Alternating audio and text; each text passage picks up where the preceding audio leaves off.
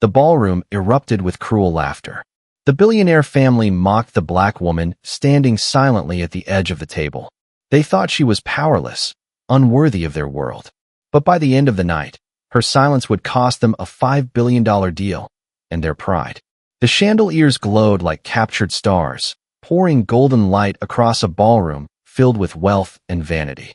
Silk gowns swept across marble floors. Champagne shimmered in crystal glasses, and every corner echoed with the self-assurance of people who believed money placed them above all others. At the center of it all stood the billionaire family, the picture of untouchable privilege. Their voices rose in sharp laughter, cutting through the music. Their eyes found her, a black woman in a simple, elegant dress, standing near the edge of the gathering. To them, she did not belong. And so the mocking began. The father smirked, his words carrying just loud enough for the nearby guests to hear. His daughters exchanged sly glances, their lips curling with scorn. The mother raised her glass as if in toast, but her narrowed eyes made it clear the gesture was anything but kind. Each insult dripped with arrogance, and each chuckle felt like a blade drawn in public view.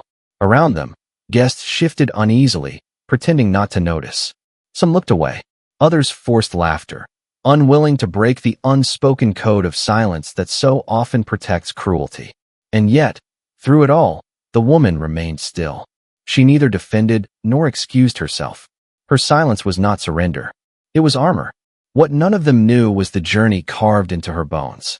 Years before, she had walked among ruins where dust and smoke filled the air, where the cries of the wounded split the night. As a medic in war zones, she had pressed her hands against torn flesh, whispering courage to strangers as life slipped through her fingers. She had cradled her brother's head as he took his last breath, his blood warm against her skin. She had carried those memories like stones in her chest, heavy but unshakable. When she returned, the world offered her no parades, only silence. Yet she did not break. She studied, worked, rebuilt herself piece by piece. From boardrooms to negotiations, she learned the language of power. With patience sharper than any blade, she turned grief into wisdom, sacrifice into strategy. By the time she stepped into that ballroom, she was no ordinary guest. She was the silent force holding the key to a $5 billion future the family desperately wanted. But they could not see past their own arrogance. Their words grew bolder. One daughter laughed loud enough for the room to pause. The mother whispered to her friends, their smirks widening. The father leaned back with a grin of triumph, convinced he had reduced her to nothing. The cruelty was not only in the words, but in the silence of those who watched. The crowd's refusal to act was its own betrayal, a reminder that injustice does not always roar. Sometimes, it simply goes unchallenged. Yet the woman's silence carried a different weight. It was not the silence of defeat. It was the silence of storms waiting to break. The father, drunk with pride, finally lifted his glass toward her. Tomorrow, he declared loudly, we sign the papers. $5 billion secured. A future guaranteed. She stepped forward at last, her movement calm, her eyes steady. From her purse, she drew a sealed envelope and placed it on the polished table. The laughter faltered. The daughters leaned in. The father's grin slipped. She opened her mouth, and for the first time that evening, her voice filled the room. Low, steady, undeniable. Respect is worth more than money, she said.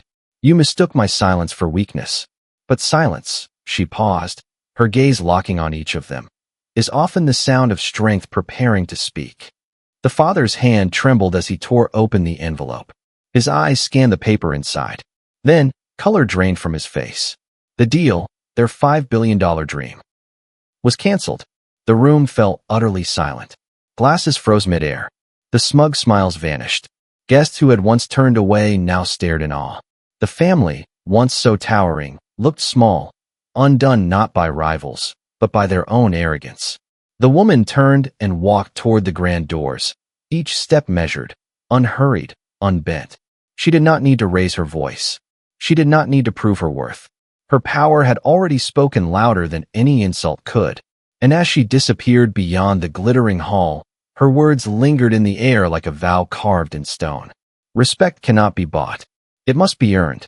That night, the family learned that wealth without humility is hollow, and the crowd, once silent witnesses, carried home a story that would outlast the champagne and chandeliers.